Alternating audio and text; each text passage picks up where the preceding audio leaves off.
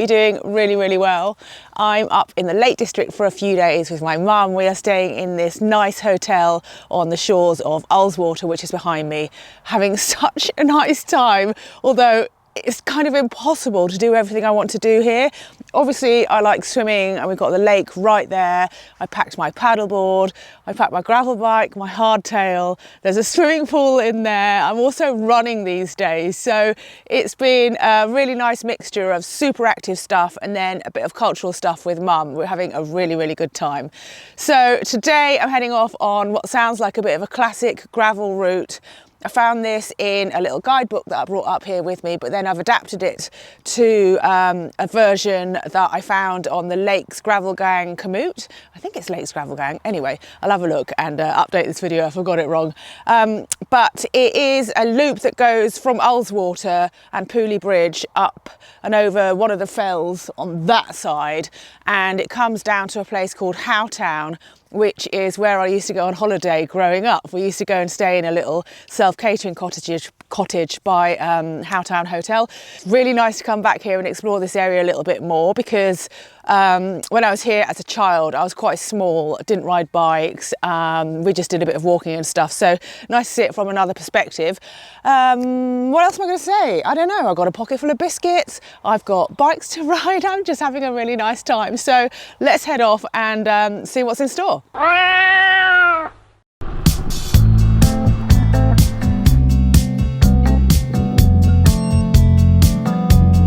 Nice to be up out and early before the hordes. It does get quite busy up here. What are you running? The lake. Oh, so it is. Oh, cool. Have a good one.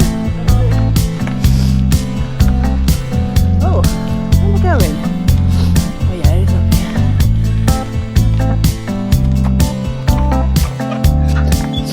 There's loads of people running the Lakeland 100 today, which looks infinitely harder than riding this on a gravel bike. I guess to an extent though, it does depend what you're used to. I just saw one of the runners down the bottom and he was like, "You're going up there on a bike?" And I'm like, "Yeah, I got off-road tyres on." He's like, "Whoa, fair play." So yeah, I'm like, wow, you're running 100k? Or is it 100 miles?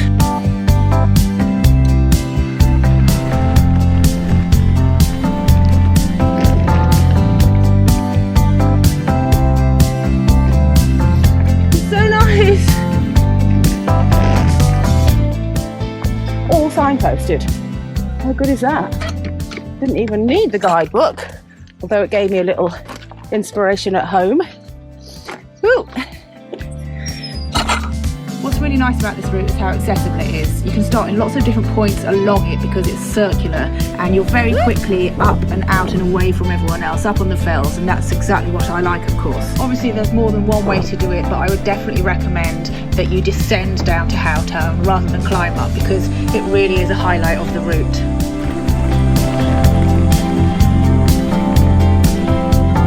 Might do a little bit of Chatsworth. I think this must be the grounds of Lowther or Lowther Castle, maybe? Wow. I'm not particularly telling an interesting story about this ride, I'm just riding along gawping at how nice it is. Highly recommend it. I've got slightly off-piste around the Lowther estate because I just didn't want to dip in and dip out quite as quickly as the route does. It's really lovely here. But I'm now going to head back up and over the fells and down towards Huel, I think. Thanks to Huel for sponsoring this video. I've recently started using their hot and savoury meal pouches when bikepacking, and it's been a revelation. It was actually Laura who switched me onto this. She has the big bags of Huel hot and savoury and she would just take a serving with her. But now they do these small pouches and you can have a little pot that goes with it. I'll show you and you'll see why I like them. So in here, I've got all my cooking stuff. You know I like going minimal.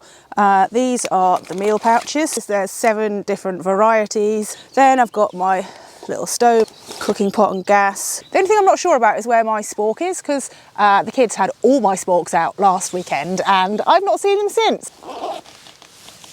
A lot of the reason why I like this stuff is because of cost. You know those camping freeze-dried like expedition meals that you get?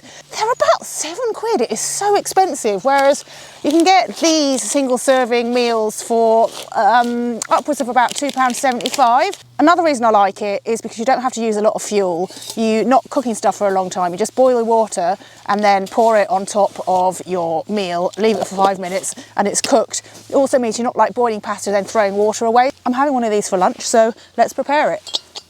So sunny, unbelievable. So you need roughly 200 mil. Woohoo, we're good. You only have to wait 5 minutes, and I find even 5 minutes hard to deal with. Not cooked yet. All right, we are done. Not going to win any prizes for how it looks, but it's a nutritionally complete food. They have about 25 grams of protein, depending on which flavour you go for, mainly based around grains, rice, pasta, and plant protein. And they've got 26 vitamins and minerals in them, so it's a really good option if you're busy or trying to keep things lightweight or easy. Use the link below to check out Huel hot and savoury meal packs and use my code Juliet for £10 off your order in the UK. Very pretty. Crucially, very quiet. Did I say earlier? I can't remember. The Lake District can be super busy if you stick to the main tourist hotspots and summer holidays and stuff. I don't really like that.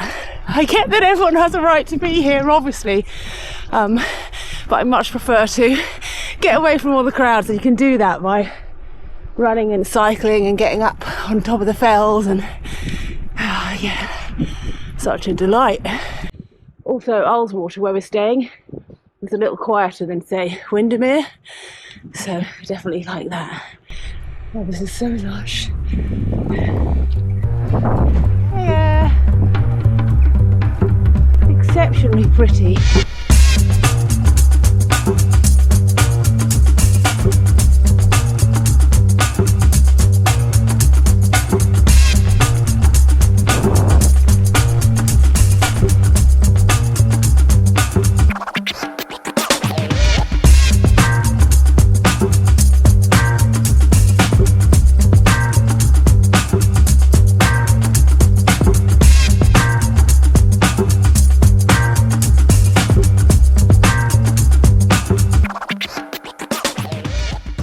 Such a cracking descent.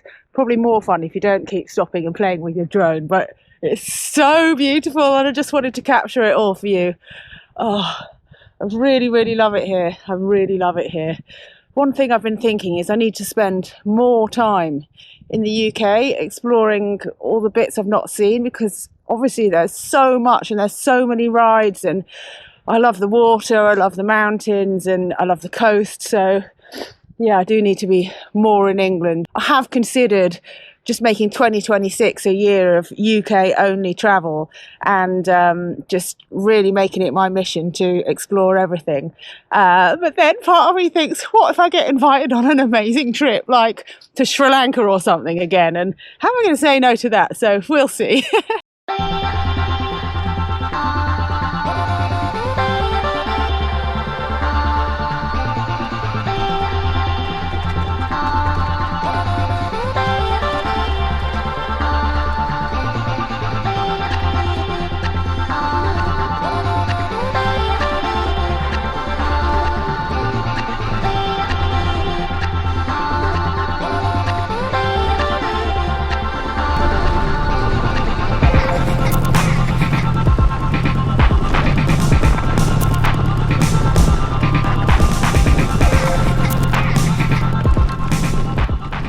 Well, no, I'm not crying, it's just that watery eye thing I have. But very sad for that route to be over so quickly. Absolute corker, truly. Really lovely. I'll definitely check out some other routes in that guidebook. I mean, I could ride all day to be honest, but I don't want to abandon my mum for too long, so I will go back, but oh, cracking.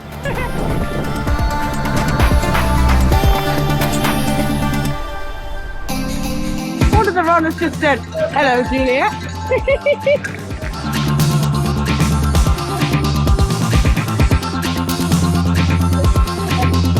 Pretty cool.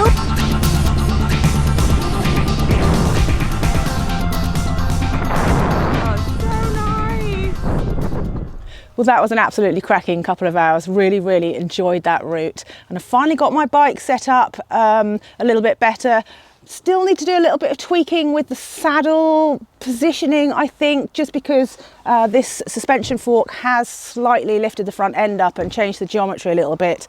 Also, I've still not sorted out the saddle, which is not doing so great, so I must get on with that. But I have finally got enough pressure in the fork.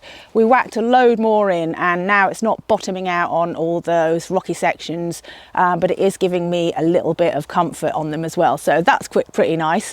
I've still got my mountain bike in here to ride. I've not yet been out on that. And seeing as everyone's always saying, isn't your gravel bike just a hardtail mountain bike? Now you've got suspension. I feel like it would be kind of interesting to go and do the same route, but on my hardtail, and make a comparison video.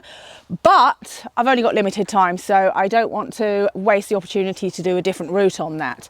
Having said that, I think it might be quite interesting to do a kind of comparison video and explain the difference between my hardtail and my gravel bike, my suspension equipped gravel bike, because the difference is huge, and I think people are a bit kind of blinkered to that.